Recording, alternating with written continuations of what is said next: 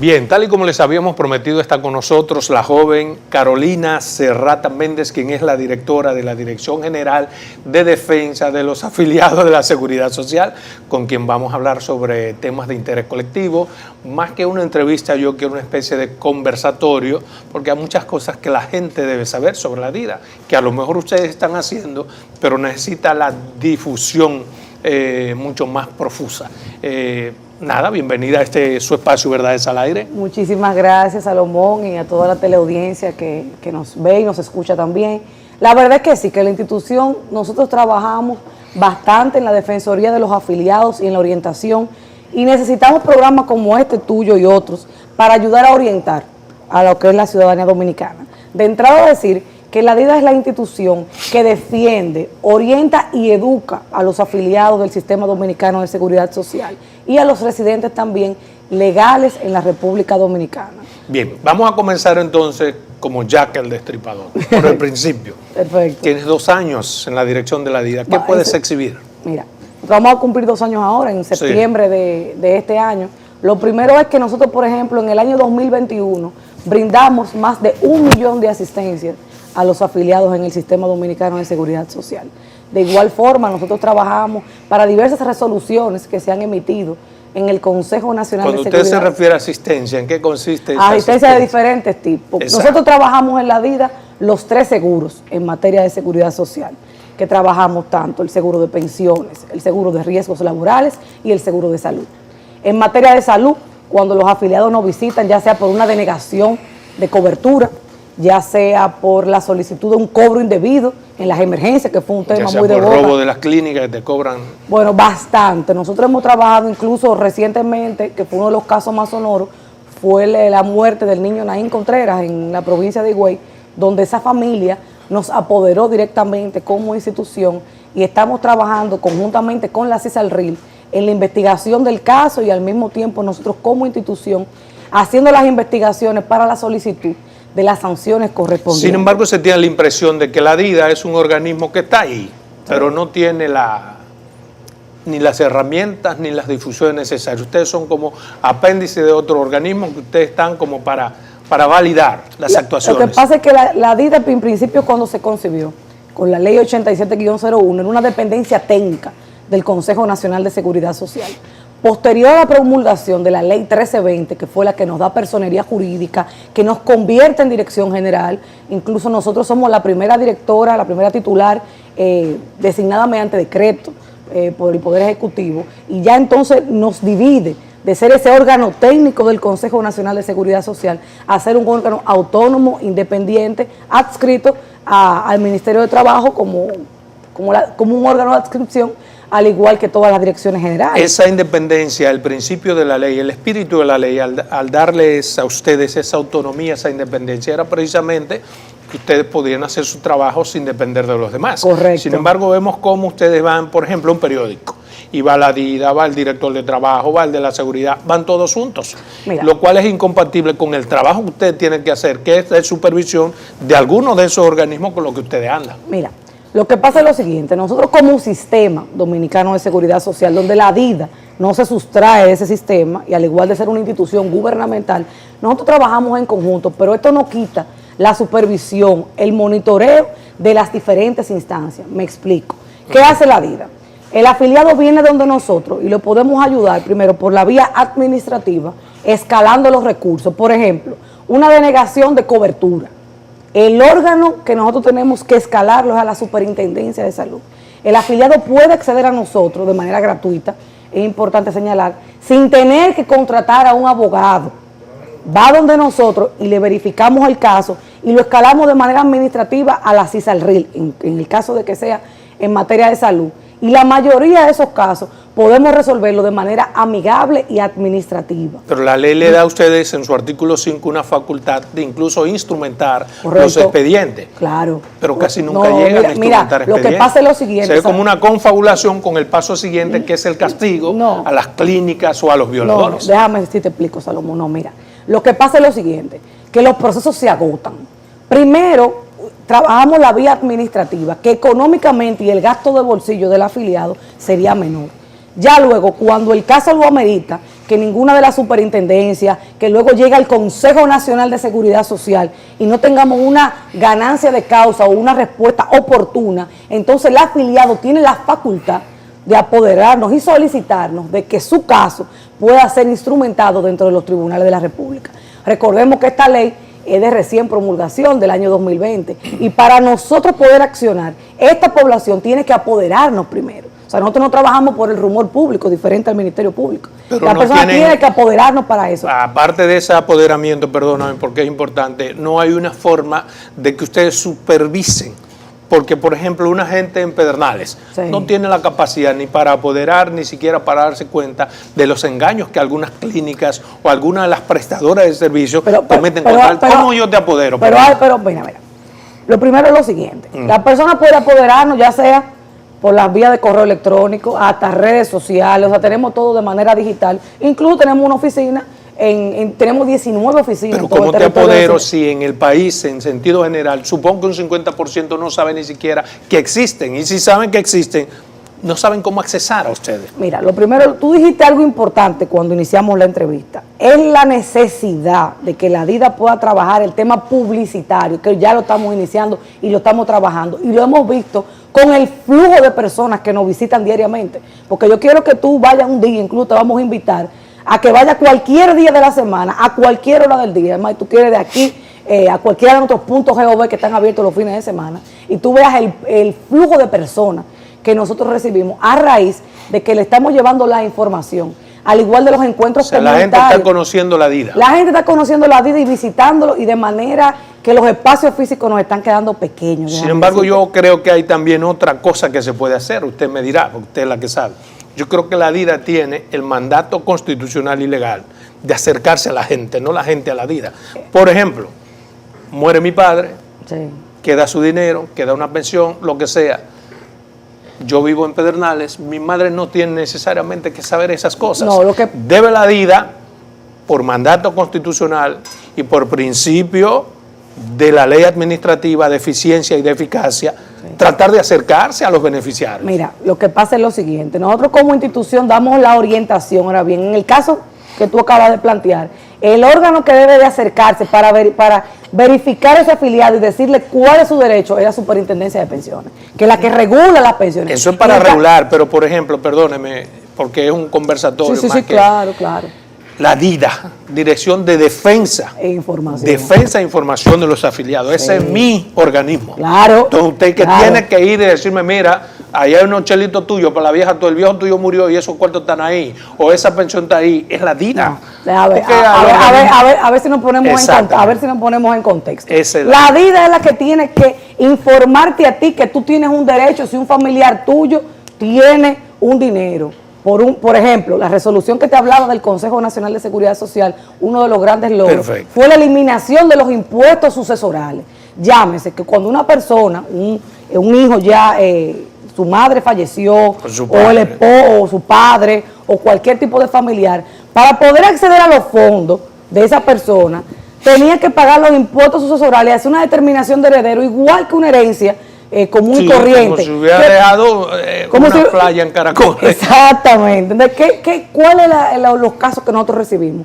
Estas personas de escasos recursos, la mayoría de veces, cuando se ponían en contacto con su AFP, porque el monto del dinero que dejaba la persona es una información personal que nosotros como institución no manejamos, eso se lo dan directamente la AFP al afiliado o al heredero. ¿Cómo ustedes supervisan a esas AFP? Pero déjame terminarte de decir, porque me interesa que quienes nos están escuchando y viendo puedan saber el proceso.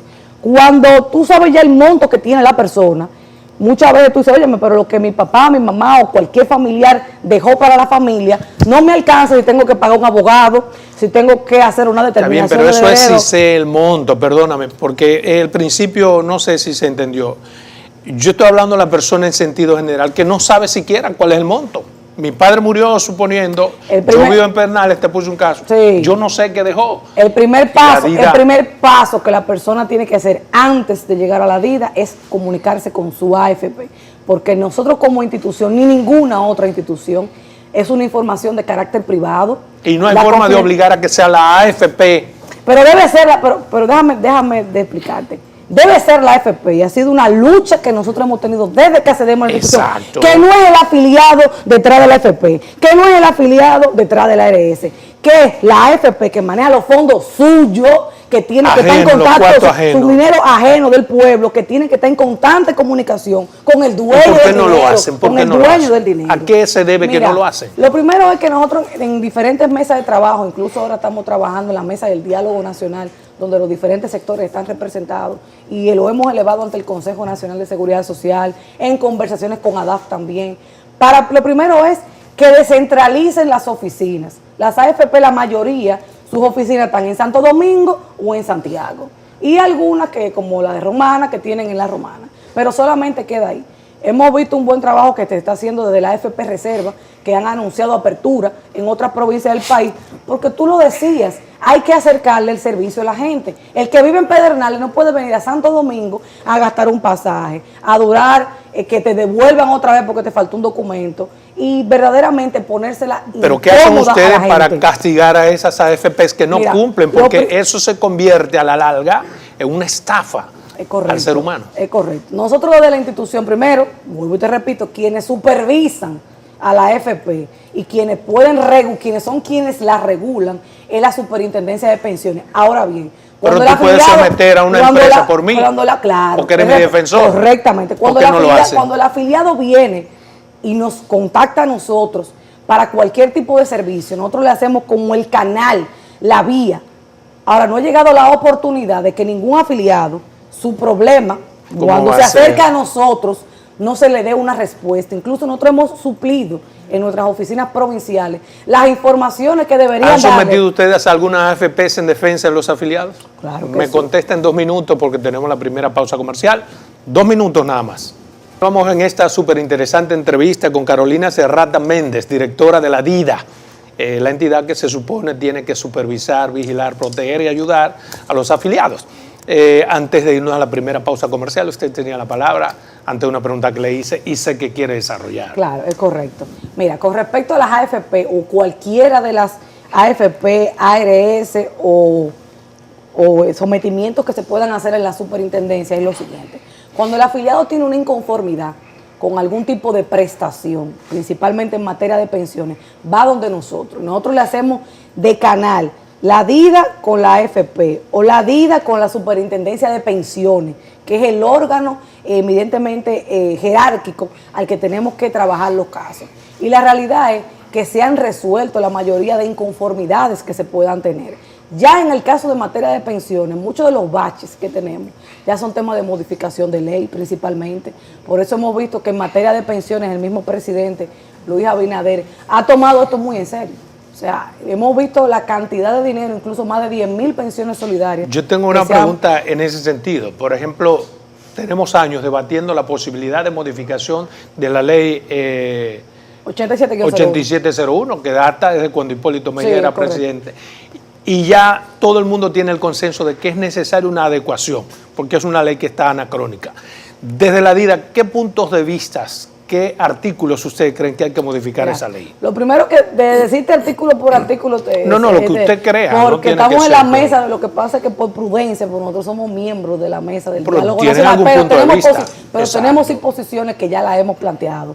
Por ejemplo, el tema de la afiliación de los padres al seguro de salud, que van como dependientes, que no se debe de cobrar un dinero extra por usted afiliar a sus padres, que en la actualidad si tú tienes a tu papá o a tu mamá en tu seguro, tú tienes que pagar en tu afiliación, tú tienes que pagar un dinero extra para tú poder tener afiliado a la seguridad social. El núcleo familiar debe ser amplio, incluso la misma ley lo establece, y es un tema más que todo, yo creo que más de modificación que de debate y de ponernos de acuerdo a través del Consejo Nacional de Seguridad Social. De igual forma también elevar la edad de los dependientes, llámese de los hijos. Muchas veces tenemos hijos que entran a la universidad en un tiempo ya más prolongado, a los 18 años, y entendemos que se debe de elevar esa edad para que aquellos jóvenes que todavía no estén trabajando y están afiliados al núcleo familiar de sus padres. De igual forma, las coberturas para los pensionados, señores, ha sido una lucha titánica y también una posición de nosotros en la mesa del diálogo de seguridad social y ante el Consejo Nacional de Seguridad Social, y me explico. Cuando llega tu edad de retiro, que es el momento donde usted más necesita su seguro de salud. Tenemos entonces que usted tiene un seguro de salud con un nivel de prestadores de servicios muy limitado. Llámese que usted tiene hospitales, pues, por lo regular, que son los prestadores y a lo mejor pudieran tener algún tipo de clínica, pero entendemos que el pensionado debe de tener los mismos beneficios que tiene el afiliado al régimen contributivo, porque ya usted toda su vida laboral la trabajó. Entonces, en el momento que usted necesita su seguro, usted necesita tener un seguro con mayores coberturas. Pero ustedes entienden, además de entender qué han hecho para que así sea. Nosotros hicimos los sometimientos ante el Consejo Nacional de Seguridad Social, hicimos los sometimientos ante la mesa del diálogo nacional, porque entendemos que independientemente de las posiciones, no solamente se quedan en venir a la televisión y poder tener algún tipo de debate contigo, sino llevarlo a las mesas y a los organismos donde se toman las decisiones. ¿Qué es lo que hace que se note desde el punto de vista de la sociedad esa supremacía que tienen esas compañías privadas de directores de AFPs y de clínicas,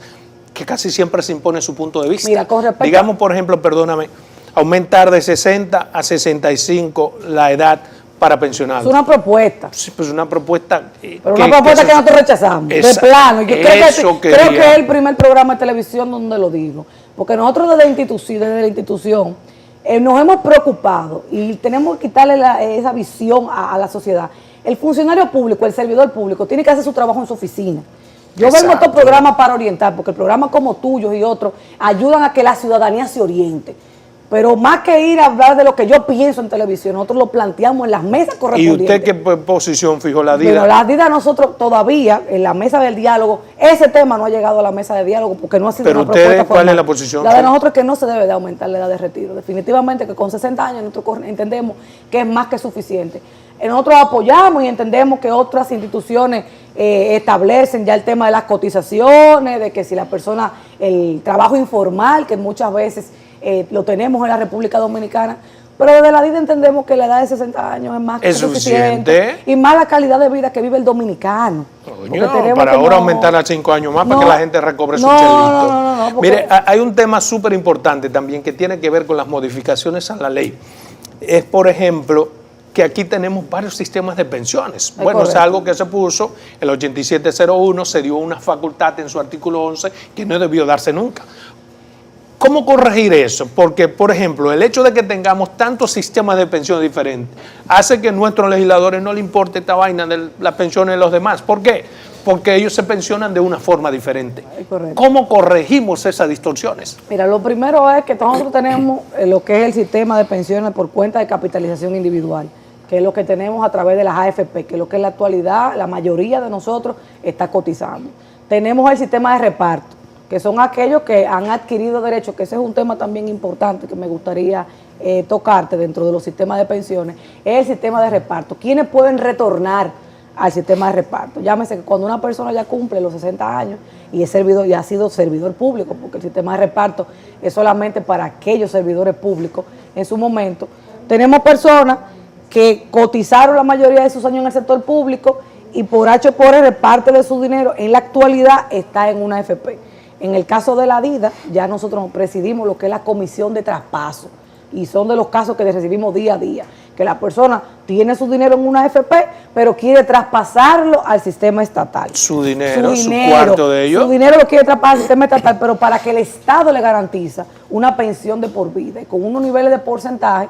Depende de los años de servicio y depende la cantidad, por ejemplo, hasta un 80%. ¿Por qué no se ha materializado algo que es tan beneficioso? No, la verdad es que sí, que en la actualidad se da y eso se da de manera expedita. O sea, eso la persona accede sin mayores complicaciones. Incluso si tú escuchas... Pero necesitan más información. Pero necesitan saber. Igual en el día a día lo tenemos y se resuelven y de manera rápida. Entonces, ¿ustedes favorecerían un solo sistema de pensión o cuál es la...? Mira, la verdad que todavía eso está en estudio de verificar cuál sería, y ya hay la parte incluso los economistas de ver cómo se pueda favorecer el sistema de pensiones, pero tenemos el de reparto que no se le puede quitar ese derecho a aquellos servidores públicos. Sí, pero yo lo digo desde la óptica de que cómo a la sociedad, digamos, a la administración pública le puede importar la vida de los demás si desde la propia administración pública hay varios sistemas de pensión? Dentro de la administración pública nosotros tenemos lo que es el sistema de reparto y ya luego este sistema especial que tú acabas de mencionar. De pensiones, pero por ejemplo, el congresista tiene un sistema de pensión. Tiene diferente. El Senado tiene un sistema de pensión. El Tribunal Constitucional tiene un sistema de pensión.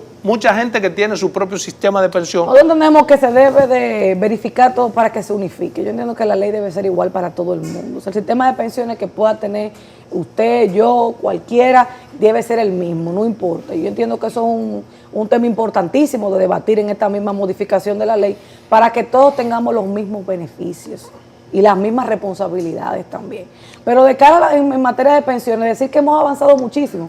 Te decía que el presidente Luis Abinader ha otorgado más de 10.000 pensiones solidarias. Eso es un tema que yo quisiera hablar con usted, la prerrogativa que tiene el presidente de dar pensiones.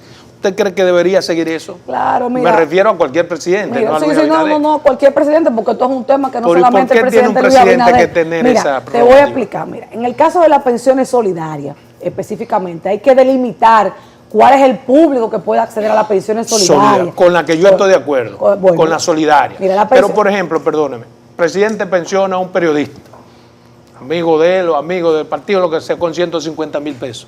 Eso provoca una distorsión que además es súper desagradable contra cualquier ciudadano que pasó su vida. Pero tú lo acabas de decir. Lo que pasa es que nosotros, al tener un vacío legal dentro de la ley, y dentro de muchas de las personas que se han pensionado, primero en el caso de las pensiones especiales, pensiones solidarias, para terminarte el tema. Que la entiendo, la solidaria. Oye, el presidente de la República, y es un método que no solamente Luis Abinader, sino que data desde diferentes años, pero que el presidente ha sido quien más ha podido beneficiar a esa sociedad dominicana de gente humilde, gente que no trabajó las cotizaciones correspondientes, gente que a lo mejor nunca pudo trabajar. Que son pensiones de sobrevivencia. Óyeme, son pensiones y que nosotros incluso ahora está trabajando en una comisión, en un trabajo, en una mesa que preside el ministro de Trabajo, que es presidente del Consejo Nacional de Seguridad Social, donde nuestra institución, la DIDA, está, donde está la Dirección General de Jubilaciones y Pensiones, para depurar esos casos. Esas pensiones, perdóneme, de sobrevivencia, yo la entiendo. Yo me refiero a las pensiones de manera exactamente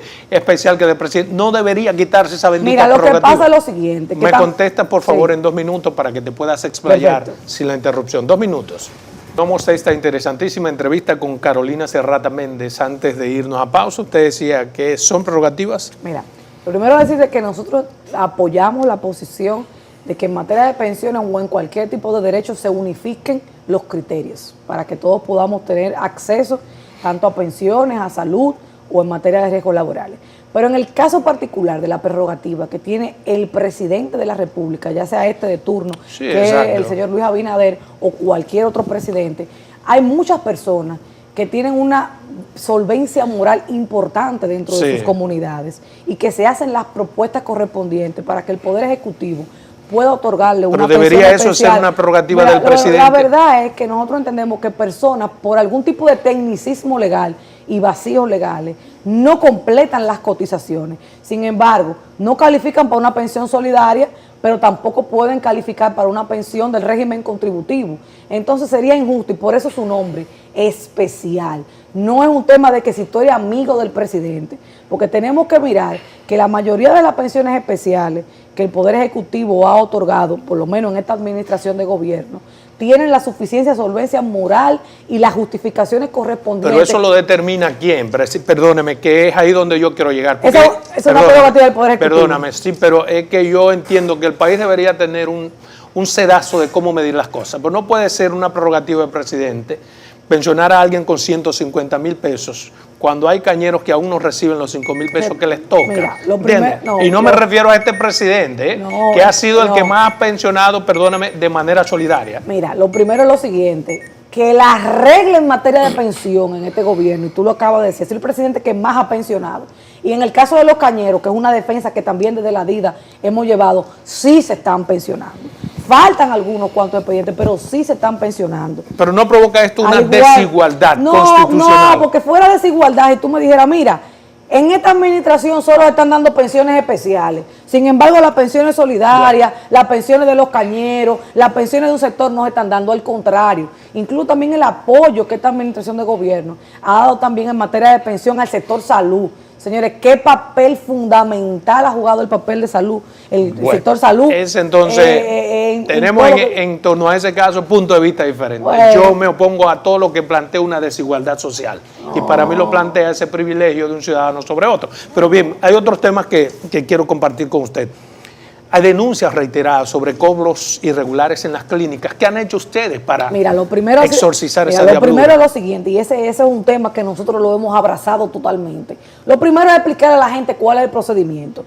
Porque lamentablemente cuando los casos que nosotros trabajamos nos enteramos o porque ustedes de la prensa se hacen eco o porque por las redes sociales, y nosotros tenemos que estar detrás del afectado para pedirle que traiga la documentación para solventar un expediente. Porque recordar que para hacer un sometimiento y de que tenga un efecto, porque no solamente hice la denuncia, llené un papel y no tuve una solución porque tengo un expediente totalmente incompleto. Con esa denuncia de las clínicas. Nosotros, principalmente, el primer caso que hemos tenido de manera formal es el caso de Naín Contreras, un joven que falleció en la provincia de Higüey, que nosotros nos enteramos a través de las redes sociales, incluso también un seguimiento que le dio muy especial nuestra primera dama, Raquel Arbaje, que es la presidenta del Gabinete de la Niñez, que fue un caso que consternó a toda la ciudadanía, donde nosotros nos apoderamos y visitamos a sus familiares. ¿Y qué ha pasado? Tanto sus padres y su madre nos apoderaron a nosotros. Nosotros ya nos están entregando los informes, tanto la clínica, tanto el hospital, donde ese joven también tuvo una primera intervención, al igual que estamos esperando un informe de lo sucedido a través del 911, porque tenemos que entender que es un análisis completo de lo que fue la situación. Ya hicimos los trámites correspondientes al Ministerio de Salud Pública y a la Superintendencia de Salud. Al igual forma estamos trabajando en conjunto porque ellos tienen sus abogados también particulares, que un familiar que es abogado y se ha constituido en actor civil con ellos, y de manera conjunta con la DIDA estamos trabajando con eso. Yo de entrada te puedo decir que todos los próximos días va a haber una solución con respecto a eso, porque como un órgano, nosotros como monitoreo y como supervisión, una solución amigable. Nosotros no estamos de acuerdo con que sea una solución amigable, porque nosotros entendemos que debe ser una solución que marque un precedente dentro de la República Dominicana, porque no podemos... ¿Y qué están haciendo para que así sea? ¿Van a someter? No, nosotros estamos trabajando. No te pudiera decir la intríngulis de lo que estoy haciendo, porque perdería entonces asedero jurídico dentro de los tribunales si te lo anuncio antes de... Pero créeme que eso va a tener una solución que va a marcar un precedente en la República Dominicana. A mí lo que me extraña de lo que me dice es que es el primer caso, cuando hay denuncias diarias. Porque tú lo acabas de decir, son denuncias que se quedan solamente en las redes sociales, televisión y demás. Cuando el afiliado nosotros los contactamos, muchas veces se transan de manera amigable. La persona de manera a las espaldas de la DIDA y a las espaldas de las instituciones públicas se transan entre ellos y luego ya te desapoderan y te dicen, ya nosotros no tenemos ningún tipo de inconveniente. Por lo que nosotros le pedimos a la familia de Naín Contreras en este momento, y se lo pedimos cuando nos reunimos con ellos, que nos permita llevar el caso. Y por eso te decimos que es el primero que de manera formal tenemos todas las piezas y una familia decidida. Y nosotros le exhortamos a todo lo que nos está viendo que tenga cualquier tipo de situación, ya sea por un cobro indebido, ya sea por una denegación de cobertura, ya sea por una problemática en el acceso de su fondo de pensiones, que contacten y visiten la DIDA, que ustedes tienen unos defensores que estamos de manera gratuita para asesorarlo, para orientarlo, para acompañarlo y para llevar incluso los expedientes hasta las últimas consecuencias dentro de los tribunales también. Usted tiene una responsabilidad, la DIDA, defensa de los afiliados, de protegernos, cuidarnos. Y la ley le manda en su artículo 5 a hacer estudios. De monitoreo y la calidad de los servicios. Exactamente.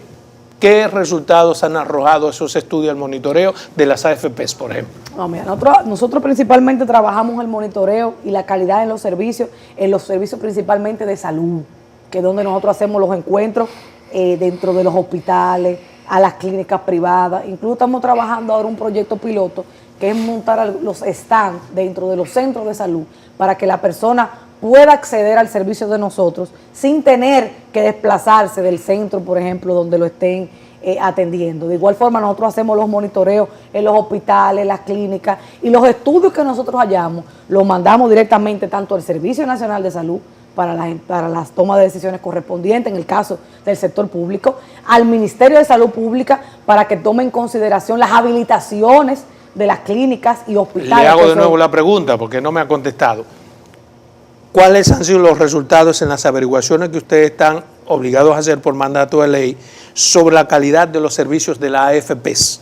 ¿Cuál ha sido cómo es la calidad de las AFPs? La calidad de los servicios con respecto en materia de AFP, te hemos dicho que el primer punto que nosotros hemos arrojado es la centralización de las oficinas. Porque cuando el afiliado viene a una AFP, se le da un buen servicio y se le da la información, pero el afiliado tiene que trasladarse. Dentro de los puntos débiles de lo que hemos verificado con las AFP es la centralización de las oficinas, de que no tienen sucursales dentro del interior del país. De igual forma, y te lo decía... eso ha resaltado más que, por ejemplo, a miles, cientos de miles de gente que muere su padre, su madre y todavía no le devuelven su chelito.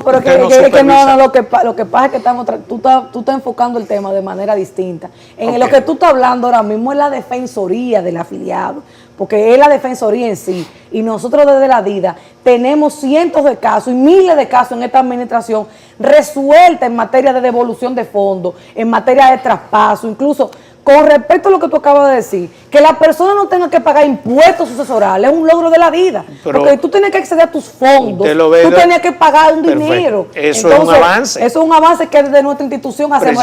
La regulación de la AFP, la realiza y quienes le imponen sanciones en una AFP es la superintendencia de pensiones. Entonces la persona tiene que acceder a nosotros con un derecho que se le haya lesionado, porque yo no podía tocarte la puerta de tu casa para preguntarte si te lesionaron un derecho. Perfecto, pero por eso es que ustedes están en la capacidad de hacer estudios. Correcto. Entonces la pregunta es, en esos estudios... De la parte administrativa, de los estudios, la parte administrativa de orientación usuario AFP, lo que hemos determinado ha sido las debilidades que tiene de cara al servicio del usuario, ha sido principalmente la centralización de sus oficinas.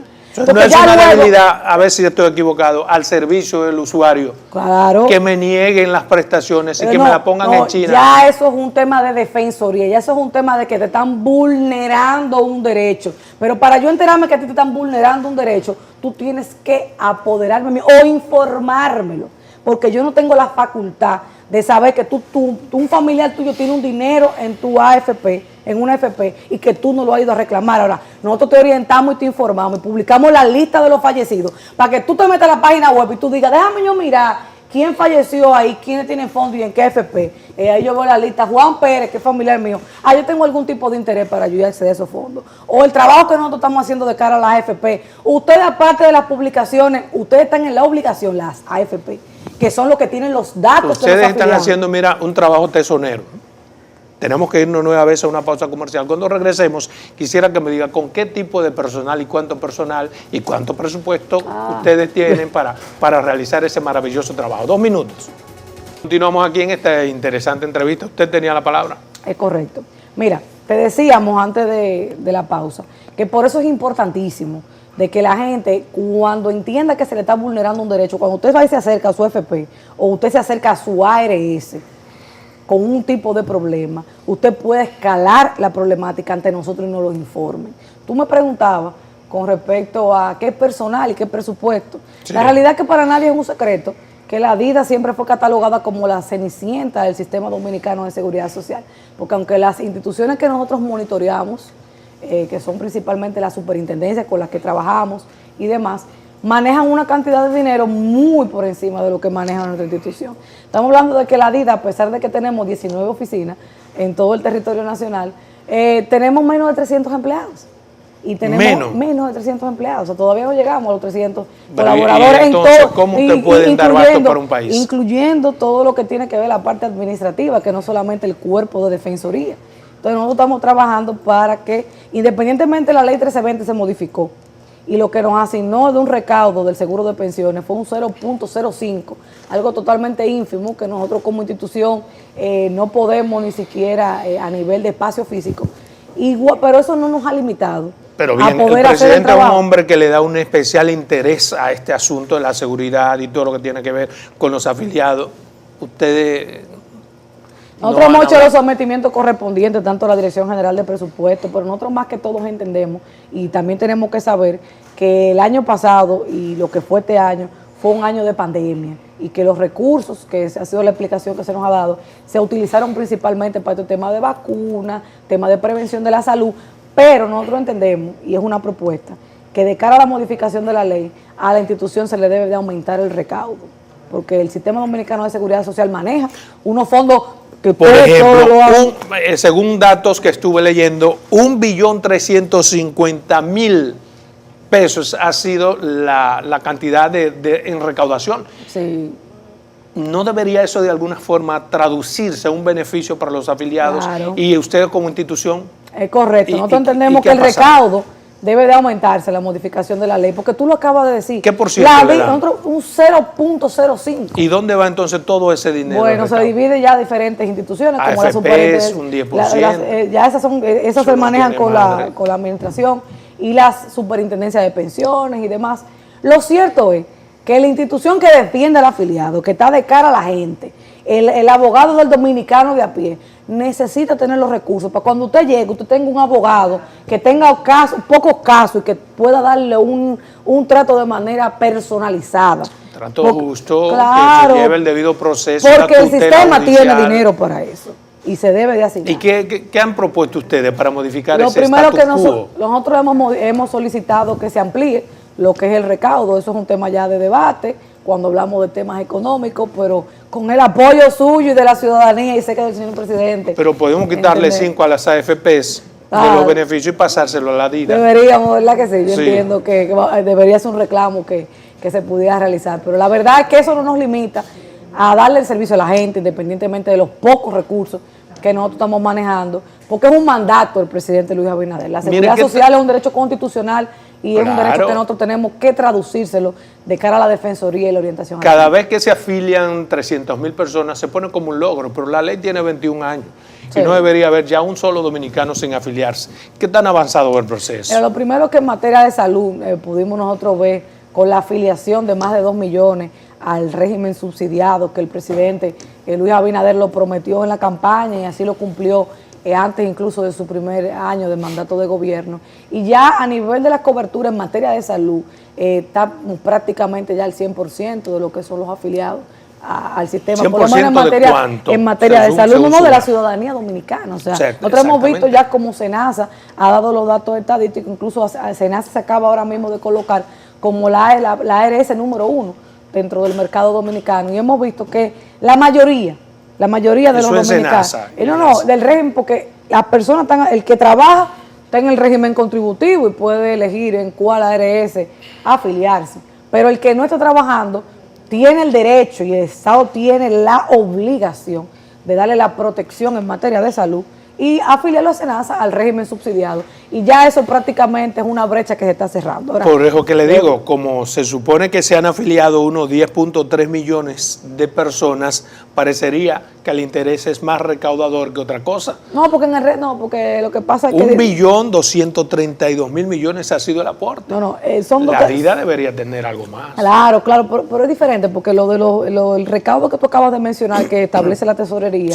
es correcto. Eso del régimen contributivo y de quienes están aportando, pero lo de la afiliación ya al régimen de salud, que es el subsidiado, son personas que no aportan, son personas pobres. Son cosas diferentes, pero yo lo veo de forma holística, yo lo veo integral, porque el uno lo que hace es que subsidia al otro, pero al final de cuentas el dinero es de todo y para todos. Correctamente. Entonces una entidad como usted debería tener como un presupuesto especial para la función especial que hace. Y no tanto eso, aparte del presupuesto especial, y nosotros sabemos que el presidente ha tomado cartas en el asunto y en el Congreso Nacional, también lo que es la misma ley de compra y contrataciones públicas, porque muchas veces instituciones como la nuestra de servicio, para poder acceder a la compra, qué sé yo, te pudiera yo decir, del papel y la tinta con la que se imprimen las cartas y demás, deberíamos tener una burocratización mínima para poder acceder a diferentes insumos, que muchas veces el tiempo dentro de cumplir los márgenes de trabajo. Óyeme, nosotros gracias a Dios hemos tenido 100% a nivel de transparencia y el cumplimiento en todo lo que tiene que ver con compras y contrataciones, pero entendemos que en materia tanto de seguridad social como en materia de salud, como hemos visto algunos hospitales, para la compra de equipos, por ejemplo, que se necesitan de manera urgente cuando se va a inaugurar un hospital, tenemos una ley que a lo mejor la administración pasada no la cumplía y le daba para adelante, como ellos decían, pero esta administración, lo que dice la ley es lo que cumple, ¿no? La DIDA defiende a los afiliados, defiende a los afiliados. Ahí durante año y pico tenemos una demanda de devolución de un 30% de recursos a afiliados, a las AFPs. Sí. ¿Cuál es la posición de la DIDA? Mira, lo primero es que el sistema es un sistema provisional, un sistema previsional para pensionarse. O sea, el tema del 30%, el sistema no está concebido para que usted esté ahorrando y en el momento que usted entiende, que usted le da la voluntad porque le pasó una situación. O sea, ustedes no defienden a los afiliados ahí, en su 30%. Eso es una petición de un excelente y gran amigo mío, el diputado Botello, que nosotros hemos, que es miembro de la mesa del debate de seguridad social. Entendemos que el tema de la devolución de los aportes debe de verificarse, como es el caso de esta resolución, de que estas personas que tuvieron un ingreso tardío, se le devuelva su dinero que usted ahorró y que usted no puede pensionarse. Sí. Pero hay personas, que es la base del sistema, de que usted ahorra para su vejez, para su retiro. Si yo retiro mi dinero ahora, yo tengo 35 años, y si yo voy y retiro una parte de mi dinero en la AFP, lo que va a pasar es que cuando yo tenga mis 60 años, entonces esas cotizaciones me las van a descontar. Y van a decir, falta cotizar tantos años. Entonces al final sería un daño al afiliado. No, porque tú no vas a cotizar tiempo. Sí, pero eso es más honesto y digamos mucho más justo que lo que pretenden las AFPs, por ejemplo, de subir de 60 a 65 años el retiro totalmente, para totalmente de acuerdo entonces, contigo. Si por yo haber tomado un 30% hace 10 años, yo tengo que pasarme 5 años más en el sistema, bueno, ya esa es mi responsabilidad. Mira, nosotros de cara al mejor interés del afiliado, lo cierto es que el dinero no se debe de retirar un 30% de cuenta de capitalización individual. Ahora, lo que nosotros entendemos es que debemos unificar el tipo de sistema de pensiones, porque tampoco estamos de acuerdo ni con las tasas de reemplazo que dan las AFP, tampoco estamos de acuerdo con la edad que ha establecido la Superintendencia de Pensiones de Sobrevivencia, que sobrepasan los 100 años de vida, porque entendemos que un dominicano o ningún ciudadano de su edad promedio no son 110 años. ¿Qué ustedes proponen para unificar ese tipo de sistema? Nosotros entendemos que la edad promedio de vida del ciudadano, lo que se debe de bajar es la edad promedio de vida del ciudadano. Llámese que cuando tú tienes tus fondos, se divide, se prorratea entre el promedio de edad que tiene la persona, por ende las cuotas que te tocan mensual son menos, porque te están dividiendo que tú vas a tener 100, 110 años, tu cuota es menor. Nosotros entendemos que no, que se debe de hacer otro estudio para poner una edad promedio real y que se divida y que el ciudadano tenga una mayor cuota en tema de pensiones. ¿Y qué acogida ha tenido ese planteamiento? Bueno, nosotros estamos trabajando, nosotros lo hemos planteado de manera formal, la Superintendencia de Pensiones está haciendo sus estudios correspondientes, porque es el órgano que debe de trabajar ese tipo de estudios. Pero nosotros desde la parte de vista del afiliado y la parte de vista jurídica, nosotros hemos hecho el planteamiento. Ahora, le toca a la Superintendencia de Pensiones hacer los estudios económicos, hacer los estudios con respecto a la edad promedio de vida, para verificar si acoge o no. Pero esa es la posición de nosotros como institución. ¿Cuándo podríamos tener un debate o llevar todas esas modificaciones que necesita la 8701 en el Congreso Nacional? Mira, ya estamos arribando prácticamente a la parte de conclusiones en la mesa del diálogo nacional. Por eso es importantísimo el diálogo nacional que está trabajando, que está liderando el CES, porque estamos todos los sectores, incluyendo los partidos políticos, para poder llevar una propuesta unificada ante el Congreso de la República. ¿Han avanzado? Hemos avanzado bastante. ¿Qué tanto? Hemos avanzado bastante. Yo te pudiera decir que se ha avanzado más de un 80% en el debate ya. En torno a la 8701. Sí, porque recuerda que el presidente de la República y el CES crearon diferentes mesas de trabajo. 13 mesas. Exacto, sí. de acuerdo a los temas. Entonces, sí, de cara a la 87-01, que es la mesa de seguridad social, por ende la ley que lo regula, En esa mesa solo hablamos de la ley Exacto, a eso me refiero. 8201 y temas afines. Entonces, en torno a la 8701, digamos que se ha estudiado ya un 80% de la ley. Ya y luego, hay consenso sobre hay modificaciones. consenso en muchos de los temas. Ya luego ya le correspondería la vocería al CES, porque nosotros como miembros no pudiéramos nosotros dar las conclusiones de la mesa, pero sí en su momento el CES y el Ministerio de Trabajo, quien es que está liderando la parte del sector gubernamental, se darán las declaraciones correspondientes. Me queda 1 minuto y medio. Quisiera que me contesten ese minuto y medio. Veo una noticia de que se va a entregar unos 7.000 millones de pesos a las personas afiliadas con menos de 45. Correcto. Por lo menos cerremos con una gran noticia. Sí. ¿De qué se trata? Mira, lo primero es que las personas que tuvieron un ingreso tardío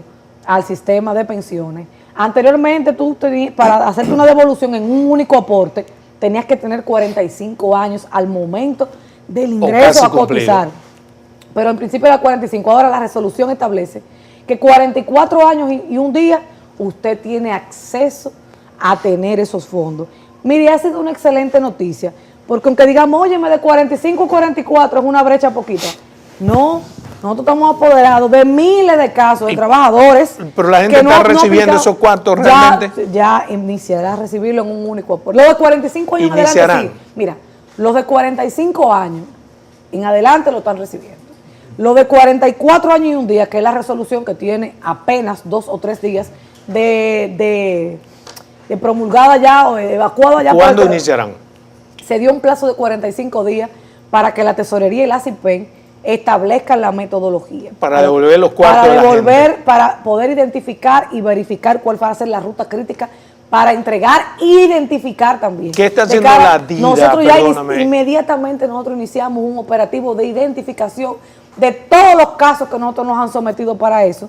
Pero más que identificación, y es una sugerencia mía, es promover, que la gente sepa eso. Claro, pues correctamente. Uno lo ve en el periódico y lo entiende, pero el ciudadano común no entiende nada de eso y es necesario que lo sepa. Nosotros estamos trabajando tanto con el equipo técnico nuestro como con el equipo del Consejo Nacional de la Seguridad Social, que fue el órgano que trabajó la resolución, para trabajar una vía de difusión uniforme, hacer las campañas publicitarias correspondientes, tanto en los medios como en los medios de información, tanto redes sociales, periódicos de circulación nacional, programas de televisión, para que la gente sepa los pasos que deben acceder. Pero déjame decirte que para mí es de gran alegría que la gente que no me conoce me escriben por redes sociales al saber que soy la directora de la DIDA y me dicen, óyeme, te agradecemos infinitamente. Yo, usted no tiene que agradecerme nada. Mira, mi papá te prendió 2 velas para darte. Óyeme, ese es mi trabajo y esa es la satisfacción que como servidor público nos llevamos. Bueno, pues yo como entrevistador, como cabeza de este programa, siento la satisfacción de tenerte aquí y estar sumamente complacido con las explicaciones, porque sé que mucha gente las entendieron. Gracias. Dejo abiertas las puertas del programa